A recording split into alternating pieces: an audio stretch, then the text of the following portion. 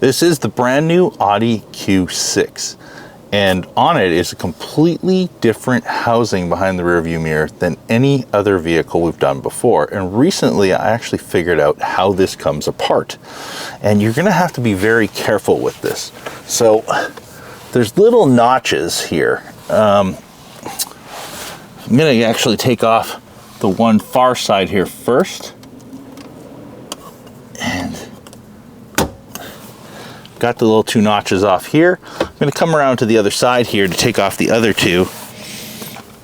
So if you see here, there's two little notches. I'll show you when I take it off. And you just have to just be very careful. And you go like this, and it comes right off. And then there's two little clips up top here, just like other Audis. I don't know if you've seen our Q7 video or anything like that. So you just have to go like this.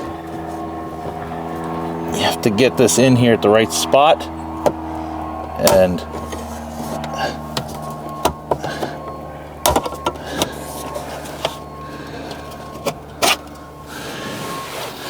there you go. Panel's completely taken off. And we'll show you the back side.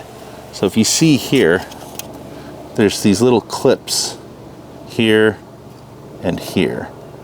And all you're doing is loosening up the panels away from the actual front windshield so that it comes right off of the actual panel. So as you can see now, it's completely off, and now it'll be easy for me to run the cabling for the front camera from here over. Okay, so now we have our dash camera cord, and we have the housing off as I just showed, and we're going to be able to easily now run this cable up high and hide it. So now it's a lot easier for us to tuck it in, get it into the headliner nicely. That way we don't have any issues. We can make it look a lot nicer this way too. Just tucking it in, right? And now this will just kind of plug right into the actual dash camera up here, and I'll be able to take this cable and tuck it in. This is why it's nice being able to take it off. And this is, if you don't know what this is like your lane departure warning system.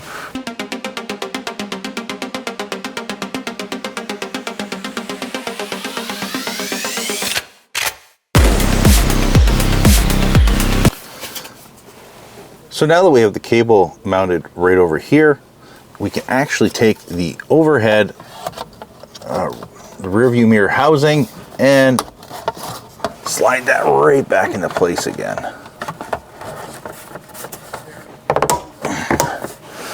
And you'll see you just have to make sure to get the clips to go over top like that. And just like that, see, it's all into place, and we have the cord hanging out here, and then we can actually mount the front camera right here on the windshield. Final part here, we're going to mount the Viofo A329S dash camera right next to the rear view mirror housing, so it's out of the way of the driver's view while driving.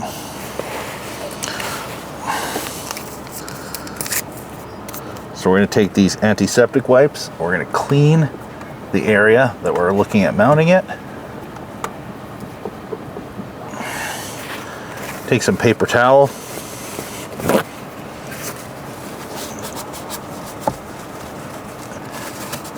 Make sure to get that all nice and clean where we're going to mount it. That way it has very good adhesion. Plug in the power cord. Make sure you plug the power cord directly into the top in the GPS antenna port. That's very important.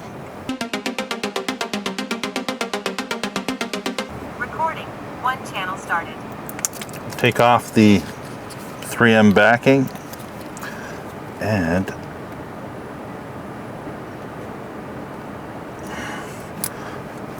mount it on the windshield. I like to take it off the GPS antenna and then try and push on it nicely. See if we can get all that 3M tape sticking right onto the windshield, because that always seems to be the fun part, is trying to get it completely stuck on the windshield. So you can see there's the rear view mirror housing.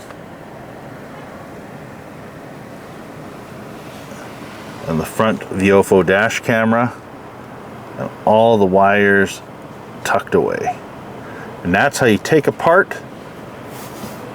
the housing behind the rear view mirror and mount a viofo dash camera onto the windshield.